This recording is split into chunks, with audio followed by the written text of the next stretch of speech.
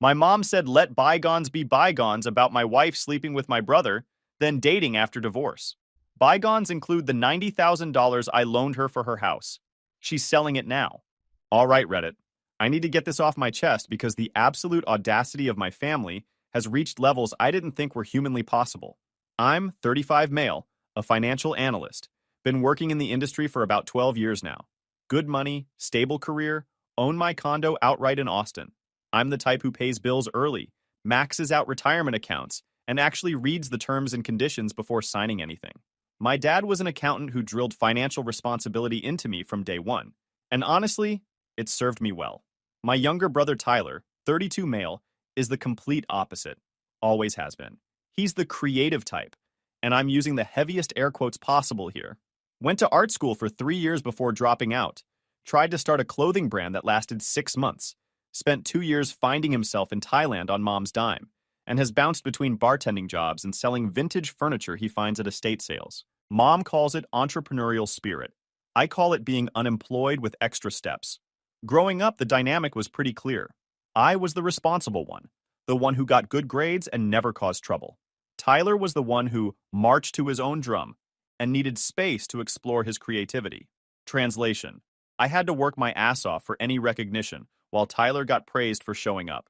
When I got into a top business school, Mom's response was, "That's nice, honey," before immediately pivoting to how Tyler's new acrylic painting was really showing promise. When Tyler got fired from his third job in a year, Mom called it the universe redirecting his path. Dad saw through it. He'd pull me aside sometimes and say, "Your brother's going to have a hard life, son. He doesn't understand that talent without work ethic is just wasted potential." Dad tried balancing Mom's coddling by being stricter with Tyler, but it never worked. Mom would undermine him, slip Tyler money behind Dad's back, make excuses. The fights they'd have about it were legendary. I remember one particularly bad one when I was 17, and Tyler was 14. Tyler had stolen Mom's credit card and racked up $800 in charges at some skateboard shop. Dad found out and grounded Tyler for 3 months.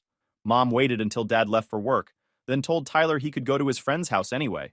When Dad found out, he exploded. Said Mom was raising a criminal. Mom cried and said Dad was too harsh. Tyler, of course, learned nothing from the experience. Dad died of a heart attack 8 years ago. He was only 52. I was 27, just starting to make decent money.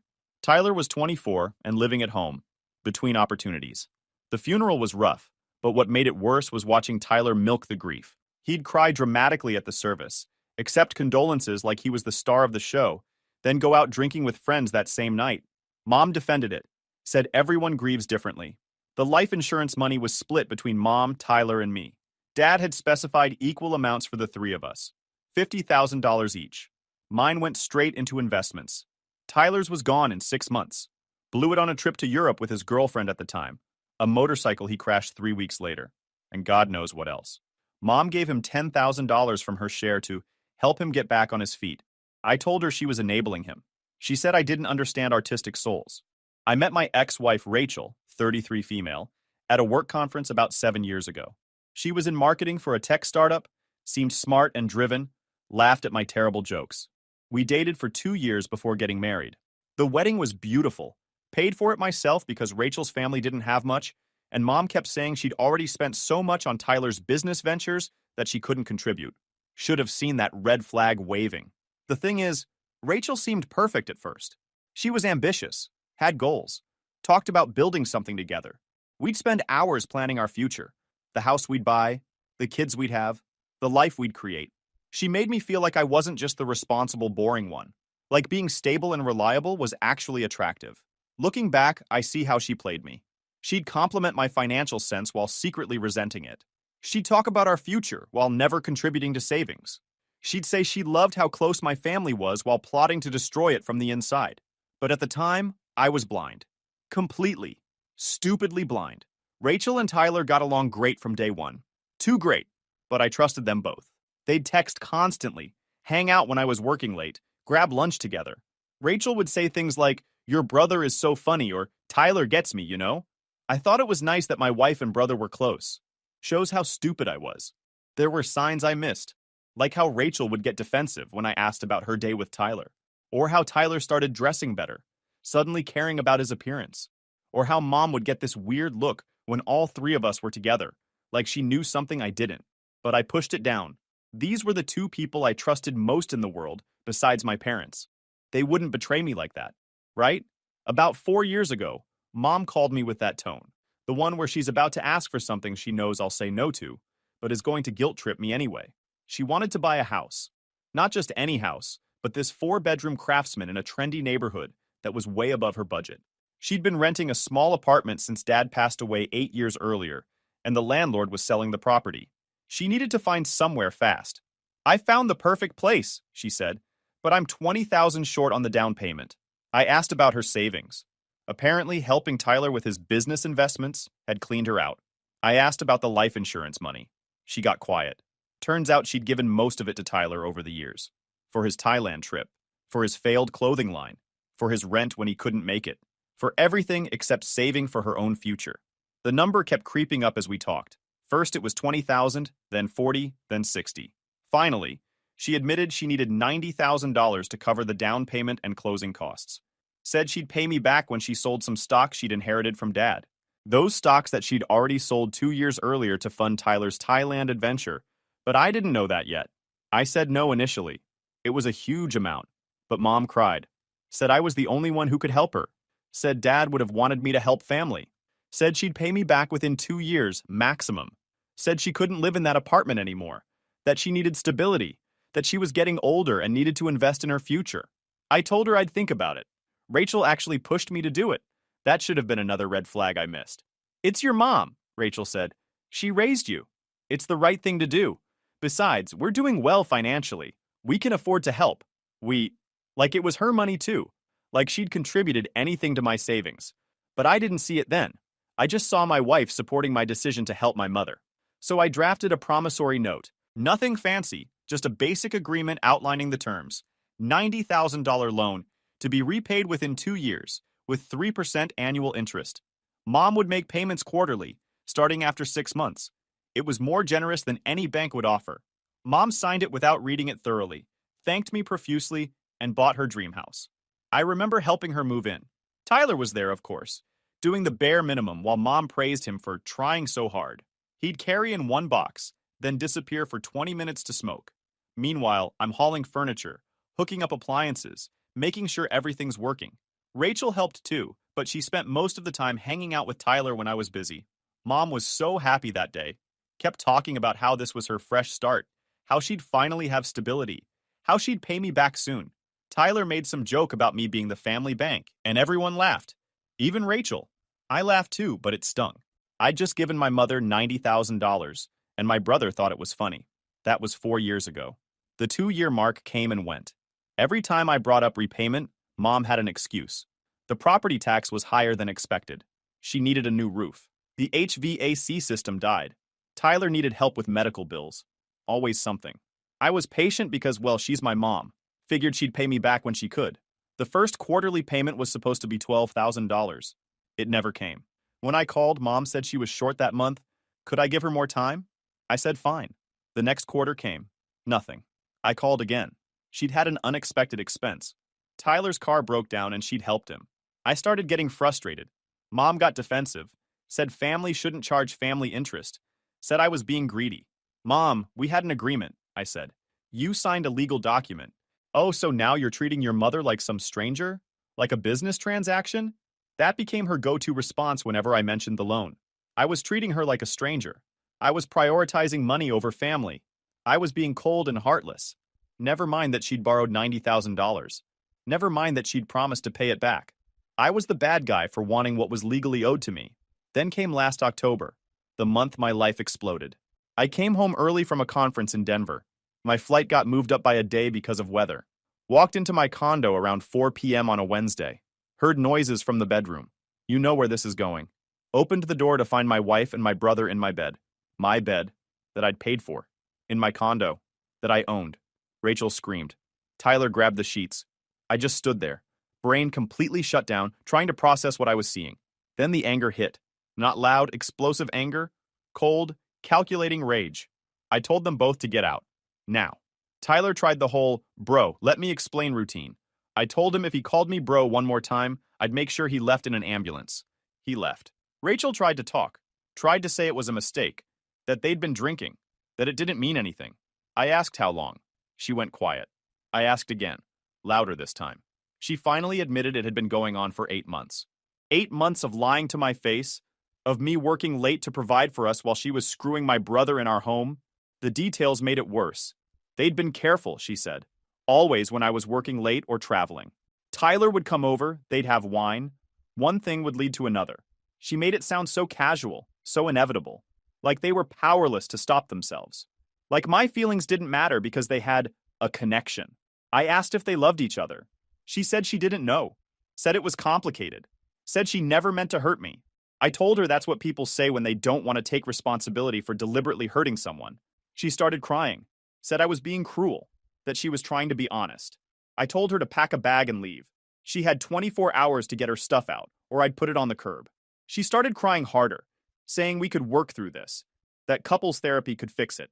I handed her my phone with our marriage counselor's number already pulled up. Call him, I said. Tell him you've been sleeping with my brother for 8 months. See if he thinks we can work through that. She left. I sat in my living room for hours, staring at nothing. Finally called my best friend Richard around midnight. He came over immediately. Didn't ask questions, just brought beer and let me rage. Richard had never liked Rachel much. Said she always seemed fake. Wish I'd listened to him? I called my lawyer the next day and filed for divorce. Texas is a no-fault state, but it's also a community property state, which meant this was going to get messy. My lawyer, Paul, was excellent. He suggested we document everything, every text, every financial record, every piece of evidence showing Rachel's affair. We wanted to establish that she'd violated the marriage, which could impact how the court divided our assets. The next few weeks were a blur of lawyers, paperwork, and devastating discoveries. I went through our financial records with a forensic accountant. Turns out Rachel had been using our joint credit card to buy Tyler gifts. Found charges for expensive cologne, designer sneakers, even a leather jacket. My money, funding her affair with my brother. Paul loved that detail. Made it much easier to argue she'd been wasting marital assets. We also found Venmo transactions. Rachel sending Tyler money. For dinner, for gas, for you. Hundreds of dollars over 8 months. Money from our joint account, money I'd earned, money that was supposed to be for our future. The divorce took 6 months to finalize. I got to keep the condo since I'd bought it before marriage. We split our other assets, but I made sure to document every penny she'd spent on Tyler. The judge wasn't impressed. Rachel walked away with less than she would have if she'd just been honest. Meanwhile, Tyler moved into a new apartment. A really nice apartment. Too nice for a guy who bartends 3 nights a week. Here's where it gets interesting. About 3 weeks after Rachel moved out, I found out why Tyler suddenly had money. Mom had given him $20,000. When I asked where she got that money, she got defensive. Said it was none of my business, that she could spend her money how she wanted. I reminded her about the $90,000 she owed me. She said she was working on it and changed the subject. Working on it how? I pressed. You just gave Tyler 20 grand, but you can't make a single payment on the loan? Tyler needed help, she said. He was going through a hard time. He was going through a hard time? He destroyed my marriage, and you gave him $20,000? Don't be dramatic. Tyler and Rachel fell in love. These things happen. That's when I realized Mom knew. She'd known about the affair before I caught them. Had to have known. The pieces clicked into place. Her weird behavior, her comments about Rachel and Tyler spending time together, her insistence that I work less and spend more time at home. She knew and said nothing. You knew, I said. You knew they were sleeping together, and you didn't tell me. She didn't deny it. Just said, I didn't know what to say. I hoped it would fizzle out. I hung up. Didn't talk to her for 2 months after that. 2 months after the divorce was finalized, Rachel and Tyler made it official on Facebook, posted photos of them together at some art gallery opening, looking all coupley and in love. The comments from my extended family were nauseating. You two are so cute together. Love finds a way. My Aunt Karen actually commented, sometimes the heart wants what it wants. Yeah, Karen. And sometimes people are just garbage. Mom's response? Like the photo. Commented, beautiful couple. I called her immediately. Asked what the hell she was thinking, publicly supporting them after what they'd done to me. She said I was being dramatic, that I needed to move on, that holding grudges wasn't healthy. I asked about my $90,000. She said we'd talk about it later and hung up. That's when I started paying closer attention to Mom's finances. Not snooping exactly, but definitely keeping track of what I could see publicly. She'd been posting photos of home renovations, new kitchen cabinets, hardwood floors refinished, professional landscaping, all stuff that cost serious money. Money she apparently had for everything except paying me back. The family dinners became unbearable. Mom started inviting Tyler and Rachel. Said we all needed to move past this. That family was family. That life was too short for anger. I stopped going. Mom called crying, saying I was tearing the family apart. I told her Tyler and Rachel tore the family apart when they decided to screw each other. She said I was being vulgar and immature. My brother sleeping with my wife wasn't immature, apparently. But me being upset about it was. Make it make sense. 6 months passed. Tyler and Rachel got serious. Moved in together. Mom helped them find a place. Even co-signed the lease because Tyler's credit was garbage. Every family gathering I skipped, Mom would call and guilt-trip me. Your brother misses you. Rachel feels terrible. We're family, we have to forgive. I tried explaining that forgiveness doesn't mean pretending nothing happened. Doesn't mean I have to sit at Thanksgiving dinner and pass the sweet potatoes to the woman who betrayed me or the brother who backstabbed me. Mom said I was being stubborn. That Dad would be disappointed in me for holding on to anger. That pissed me off. Dad was the one who taught me that your word meant something. That when you borrow money, you pay it back. That family doesn't mean free pass to treat people like garbage. Dad would have been furious at what Tyler and Rachel did. But of course, Mom reframed it to make me the bad guy. Then came the phone call that broke me. 3 months ago, Mom called on a Sunday afternoon. Used her cheerful voice, which meant she wanted something. Sweetie, she started, I've been thinking a lot about everything that's happened. About the distance between us. And I've realized something important. I waited, knowing whatever came next would be bullshit. We need to let bygones be bygones. Life's too short to hold on to the past. Tyler and Rachel are happy. You've moved on. It's time for us to be a family again. I asked if bygones included the $90,000 she owed me. She got quiet. Then came the classic manipulation. I can't believe you'd bring up money at a time like this. I'm trying to heal our family, and you're worried about money? Mom, you borrowed $90,000 4 years ago. The agreement was 2 years. It's been 4. When are you paying me back? She sighed like I was being completely unreasonable. I'm working on it. But these things take time. I've had expenses. What expenses? You just renovated your entire house. That was necessary. The house is an investment. My money was supposed to be a loan, not a gift. She changed tactics. Got angry. Said I was being selfish. That I made good money and didn't need it. That she was my mother and deserved better treatment. Then she hit me with the guilt nuke. Your father would be ashamed of how you're treating me over money. I hung up. Didn't yell, didn't argue, just ended the call. But something shifted in me that day. I was done playing nice. Done being the responsible one who got taken advantage of. Done watching Tyler get everything while I got nothing but demands for more. I sat in my condo for hours that night, thinking about everything. About Dad. About how he'd warned me that Tyler would never change. About how Mom had always enabled Tyler's worst behavior. About how I'd spent my whole life being the good son, the responsible one, the one who could be counted on. And what did it get me? A cheating wife, a backstabbing brother, and a mother who chose them over me. I called Paul, my lawyer, asked him to send Mom a formal demand letter for the $90,000 plus interest. He drafted something professional but firm, giving her 30 days to pay, or we'd pursue legal action. Sent it certified mail, so she couldn't claim she never got it. Mom called me screaming. How dare I involve lawyers? How could I threaten my own mother? What would the family think? I told her the family already thought I was the asshole for not forgiving Tyler and Rachel, so I had nothing to lose. She said I was destroying our relationship over money. I said she destroyed our relationship when she chose Tyler over me, repeatedly, for my entire life. That shut her up. We hadn't talked about the golden child dynamic before. It was always this unspoken thing. But I was done pretending. You've always chosen Tyler, I told her. When he dropped out of school, you paid for Thailand. When he needed money, you gave it to him. When he slept with my wife, you liked their Facebook photos. You've made it very clear where your priorities are. So no, this isn't about money. This is about respect. And right now, you owe me $90,000 of it. She hung up. I got a text an hour later. I'm selling the house. You'll get your money. But don't expect a relationship after this. Fine by me. I wasn't expecting a relationship anyway. The house went on the market 3 weeks ago. I've been monitoring the listing obsessively. It's priced at $425,000.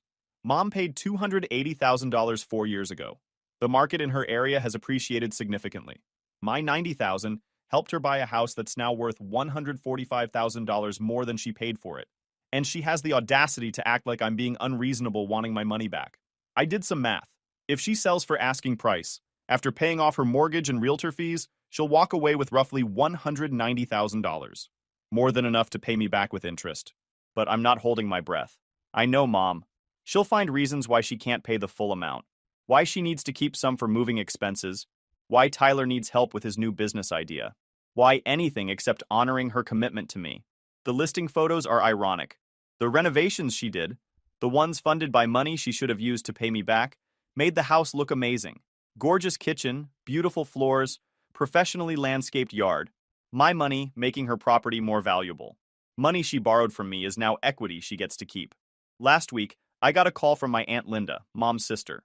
She tried the whole family mediator routine. Your mother is very upset, Linda said. She feels like you're being vindictive. She owes me $90,000 that I loaned her in good faith. She's your mother. Family helps family. Family also pays back their debts. Money isn't everything. It is when you borrow it and refuse to pay it back. Linda tried another angle. Don't you think you're being a bit harsh? Suing your own mother? I haven't sued. I sent a demand letter. If she pays me back like she agreed to 4 years ago, there's no lawsuit. What about Tyler and Rachel? Don't you think you should try to forgive them? They're very happy together. That's when I lost it a bit. Told Linda that I didn't care if Tyler and Rachel were happy, that their happiness was built on betrayal and lies, that I didn't owe them forgiveness just because they decided they were in love, that if Linda wanted to mediate, she could start by asking Mom when she planned to honor her financial obligations. Linda got quiet, then said, Your mother told me you're trying to take her house. I laughed. I'm not taking anything. She's selling it. I just want the money she borrowed from me, that she signed a promissory note for, that she legally owes me. Linda changed her tune after that. Guess Mom had been telling everyone I was forcing her to sell, not that she was selling to avoid a lawsuit. Classic manipulation. Paint me as the villain so nobody asks why she hasn't paid me back in 4 years. The showing reports from Mom's realtor have been interesting. Lots of interested buyers. The house is in great shape. Thanks to the renovations Mom did with money she claimed she didn't have to pay me back. There's already been one offer at $415,000. Mom rejected it, holding out for full asking price. Part of me wants the house to sell quickly so I can get my money and be done with this. Part of me wants Mom to sit in the reality of her choices for a while, to realize that enabling Tyler his entire life, funding his failures, choosing him over me repeatedly, it all has consequences. Tyler tried reaching out last week, sent me a long text about how I was being unfair to Mom, how family should stick together, how he and Rachel wanted to make peace. The text was classic Tyler, all about feelings and reconciliation, nothing about accountability or consequences. Bro, I know things got messy, but we're still brothers. Mom's really hurting right now, and I think we need to come together as a family. Rachel and I want to make things right. Can we grab coffee and talk this through? I didn't respond. What's there to say? He destroyed my marriage. Mom funded his lifestyle with money she borrowed from me. And now I'm the bad guy for wanting to be paid back. The delusion required to send that text is staggering. Rachel messaged me too. Said she understood I was hurt, but that she and Tyler had something real. That she hoped I could find it in my heart to forgive them. That Mom was suffering because of my stubbornness. I blocked her. Done giving these people space in my head. The house is still on the market. I check the listing every day. Mom's realtor is doing open houses every Sunday. I drove by last weekend, parked down the street, watched people coming and going. Couples mostly. Some families. People looking for their dream home. No idea that the seller is only selling because her son finally demanded she honor a 4-year-old debt. Got another call from Mom yesterday. She'd received a full price offer and accepted it. Closing is in 3 weeks. She told me I'd get my money, but she wanted me to know that she'd never forgive me for forcing her out of her home. I didn't force you, I said. You could have paid me back any time in the last 4 years. You chose to spend that money on Tyler, on renovations, on everything except the debt you owed me. I'm your mother. I shouldn't have to pay you back like some common debtor. You're not a common debtor. You're someone who borrowed $90,000 and signed an agreement to pay it back. That's how loans work. She started crying. Said I was being cruel. Said Dad would be ashamed. Said Tyler never would have treated her this way. And that's when it clicked. Tyler never would have treated her this way because Tyler never would have loaned her the money in the first place. Tyler doesn't have $90,000. Tyler doesn't have $9,000. Tyler is a perpetual child living off mom's goodwill and my money. You're right, I told her. Tyler would never treat you this way. Because Tyler takes, he doesn't give. And you've enabled him so much that you can't even see it anymore. She hung up. Haven't heard from her since. The closing is scheduled for next Friday. Paul has already contacted mom's lawyer to ensure I get paid immediately after the sale. Not negotiable. The promissory note is clear. She owes me $90,000 plus 4 years of 3% interest, which comes to $101,487.25. Paul added legal fees for the demand letter, bringing the total to $103,000 even. Mom tried to negotiate. Said she shouldn't have to pay the interest since I make good money. Paul shut that down immediately. The agreement was clear. She's not negotiating from a position of power. She borrowed money, failed to pay it back on time, and now faces legal consequences if she doesn't honor her debt. Tyler called me this weekend, said I was destroying the family over money, that I was being vindictive, that he and Rachel wanted to help mom but couldn't because I was being unreasonable. I asked how much he was planning to contribute toward mom's debt to me. He got quiet. That's what I thought, I said. You want me to just write off $90,000 so mom doesn't have to face consequences. But you can't kick in 5,000? 1,000? Anything? He said it wasn't about the money. It was about family. About forgiveness. I told him family doesn't sleep with your brother's wife. Forgiveness doesn't mean pretending nothing happened. And if he was so concerned about mom, he could start paying his own way instead of draining her dry. He called me a selfish prick and hung up. Good riddance. The closing happened yesterday. I wasn't there. Paul handled everything remotely. But I got a notification from my bank around 2 p.m. $103,000 deposited into my account. Paul texted, "It's done. You're paid in full." I felt nothing. No satisfaction, no relief, just emptiness. I'd gotten my money back, but I'd lost my family in the process. Then again, maybe I never really had a family. Maybe I had people who used my sense of responsibility against me, who took advantage of my willingness to help, who chose the person who gave them chaos and problems over the person who gave them stability and solutions. Mom texted me last night, "I hope you're happy. You got your money. You also lost your mother." I responded, "I lost my mother 4 years ago when she chose Tyler over me. I just stopped pretending otherwise." She didn't reply. Don't expect she will. Rachel sent me a message this morning. "I heard about your mom's house. Tyler's devastated. This family is falling apart because you can't let go of the past." I finally responded, "The family fell apart when you slept with my brother. I'm just done pretending we can glue it back together with denial and demanded forgiveness. You and Tyler chose each other. You got what you wanted. Leave me alone." She read it but didn't respond. So here I am, $103,000 richer and completely estranged from my mother and brother. My ex-wife and her new boyfriend, my brother, think I'm unreasonable. My extended family is split. Some get it, most don't. Aunt Linda has been posting passive-aggressive Facebook statuses about family members who value money over love. Aunt Karen keeps commenting on Tyler and Rachel's photos with heart emojis. But I've got my money back, my dignity intact, and the knowledge that I don't owe anyone forgiveness just because we share DNA. Let bygones be bygones, Mom said.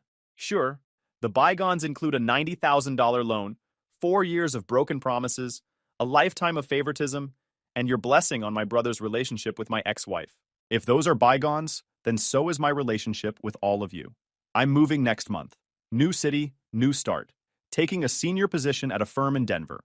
Better pay, better opportunities, and 1,200 miles between me and this disaster. None of my family knows yet. They'll find out when I'm gone. Maybe they'll miss me. Maybe they'll just be relieved they don't have to pretend anymore. Richard helped me start packing last weekend. He asked if I was really going to cut them all off permanently. I told him they cut me off first. I'm just making it official. He understood. Said he'd help me load the truck when the time comes. But I'm done being the responsible one who gets taken advantage of. Done being the good son who loans money he'll never see again. Done forgiving people who never actually apologize. Done being the family ATM who's supposed to smile and nod while his brother screws his wife and his mother applauds. Tyler and Rachel can have each other. Mom can have her martyrdom and her favorite child. And I'll have my peace, my money, and a fresh start in a city where nobody knows my name. The irony is that Mom will probably end up giving Tyler whatever's left of her house money. He'll blow through it in a year. Come back asking for more and she'll have nothing. Then, she'll be the one asking to move in with him. Good luck with that. Tyler can barely take care of himself, let alone an aging mother. Sometimes the best revenge isn't revenge at all. It's just getting your money back and moving on. It's building a life so good that the people who abandoned you realize what they lost. It's succeeding despite them, not because of them. Dad would be proud, I think. Not of the family falling apart, but of me standing up for myself. Of me refusing to be taken advantage of. Of me understanding that family is supposed to be a source of support, not a burden that drags you down. I'm done with this chapter. Denver awaits. And frankly, I can't wait to close this book and start writing a new one. YouTube just dropped this new hype feature. If you're hooked on this story, smash that hype button. It tells YouTube this video deserves to blow up, and it keeps even crazier stories coming your way.